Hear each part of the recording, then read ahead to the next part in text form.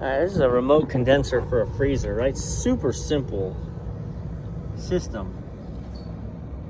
This location is on a really awesome PM program with us, where they have us come out monthly and do the kind of PMs that just don't happen.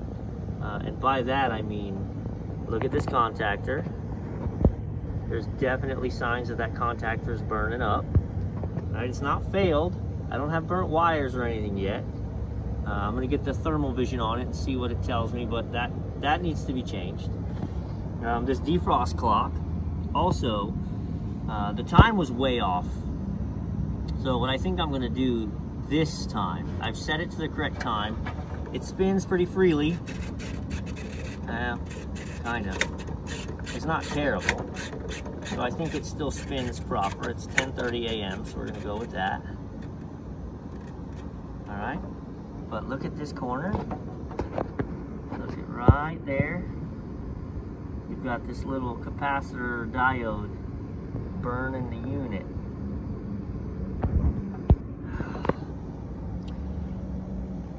So I'm inclined to not replace this today. I'm torn. To not replace this today, set the clock for the correct time. I'll probably be back here in 2 weeks and then check up here on the clock, see if the clock held time. If it did, then great. If not, then I may change it. Our game is no failures, right? A lot better for us to change this today while I'm here and I'm scheduled to be here for half the day than to get a call, you know, Thursday night at 6 p.m. that the freezer's not working and it's because of this contactor that we didn't want to spend the time to change. So let's get more data. Hey, look at here, pulling in. Let's get the thermal and see what she actually looks like. You are blessed when you have enough room to just unscrew the old one, powered it off obviously, unscrew the old one, put in your new one. Slightly different setup, but same deal. 208, 240. 240 volt coil. Old one was a 25 amp, mine's a 30. So yeah, we're good. Now we're just gonna wire for wire, move the coil over, line 1, line 2, line 3, one load at a time, and then we'll pull this thing apart and show you why we changed it. Okay, very first wire, I just want to show you. That pulled off of there. When it goes onto here, it's super loose, like it doesn't actually grab. That's gonna create an arcing point. So I'm gonna crimp that down, give me a tighter connection. All right, so it just kicked on its own. What I wanna do is look and just make sure I don't have any obvious loose connections. A lot of them were really bad, I didn't like them. You will get reflections off the FLIR, that's the thing, right? Like, that heat signature you're seeing is my body reflecting off of the things. You have to look at what you're looking at. There's nothing going on there. So that's good. All my connections are good. So I'm gonna pull my amp draw on my fan motors, because every month we track that to see if they're degrading, what's going on. Got 0.95 on one. I hope I hit hold. 0.84 on the other. I'm pretty sure they're allowed to run one, so take a look, get a better look. Yeah, so we're gonna check the capacitors on those motors, make sure they're not gonna break down. Again, walk-in freezer, we want no service calls. Everything changed preventatively, within reason. I was pulling this open when that pulled in, and you go, oh, it doesn't really look bad. But I'll pull it completely apart and let you see. When you see underneath that center terminal, you'll see what I'm talking about. So, give me a second. All right, so this is what the inside looks like. And, I mean, again, these aren't terrible. But they are pitted. You can see how pitted and burnt, especially that center leg is, and that's where I had my charring. So it is not making a healthy connection anymore. For the cost of this part, we're way better to just change it today on our schedule than be commanded to change it on its. This is why we do what we do. So it's right around 1.1 amps. It was running 9.7, so it's close.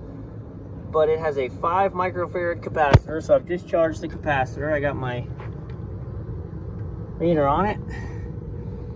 We should be reading 5, and we're 1.92. I'm surprised it starts at all. This is on the countdown to failure for sure. So I'm gonna pull it out and verify we've got a 5 in there. But that needs to be replaced immediately. Like, that's just not gonna start one of these days. Yeah, 1.92 out of 5. Let's check the other one. And the second one's giving me 2.6. And they're definitely 5. So, 2 dying capacitors.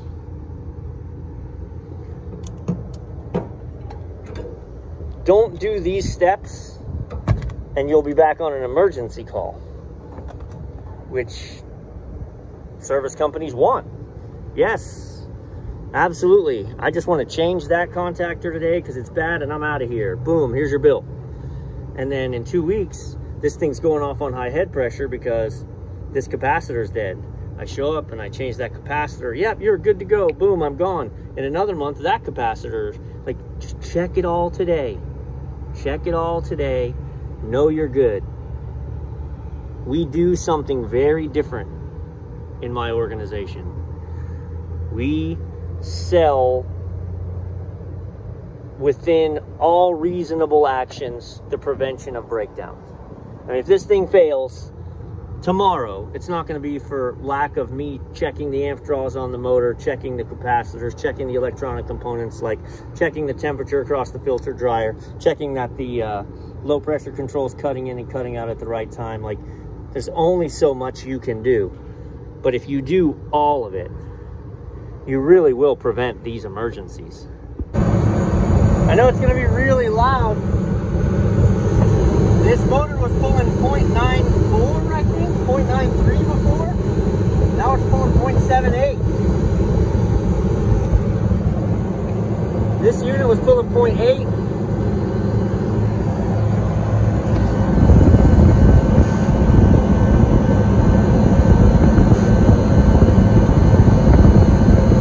And there you go. Yeah, 0.89, 0.79. So that's the same.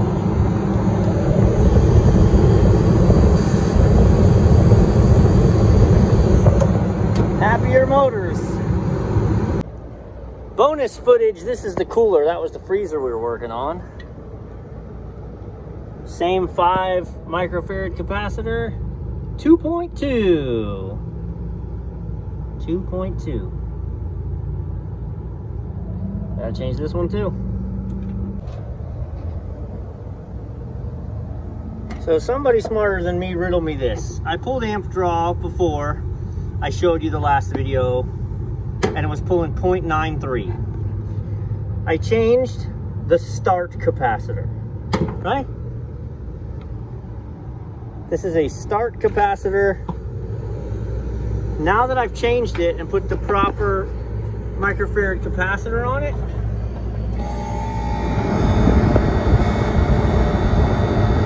.79. It was 0.93, now it's 0.79. So we greatly just helped the strain of the motor, which isn't surprising. I mean, everything works together, but doesn't that capacitor just get it started and then drop out? So a healthier capacitor, a healthier motor, I buy it. Just asking for the explanation of why.